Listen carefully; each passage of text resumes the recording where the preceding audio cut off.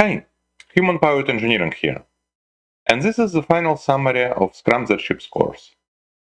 If you're watching this, it probably means you've made it through the whole course, and that's not just a playlist, it's a journey. And I want to thank you for taking it with me. Or maybe you're just curious, landing here from YouTube, that's fine too. This is not the worst place to start. You'll get a taste of what we covered and why it matters. If it resonates, the full course is just a few clicks away. In these 5 modules, we've looked at Scrum not as a textbook, but as a system built and run by people.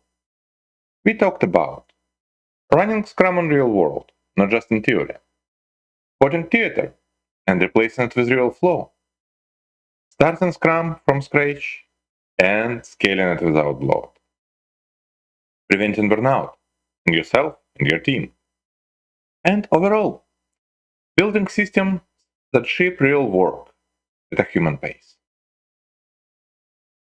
If there is one idea I hope stays with you, it's this. Process matters, but people matter more. And that brings us back to where Agile started. The very first line of the manifesto says it clearly. Individuals and interactions over processes and tools. You can ship with imperfect processes. You can even work around broken tools. But you can't deliver value if your team is broken.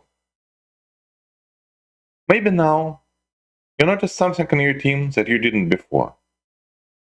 Maybe you've already changed how you run your address, or how you say no, or how you use metrics, not as targets, but as signals.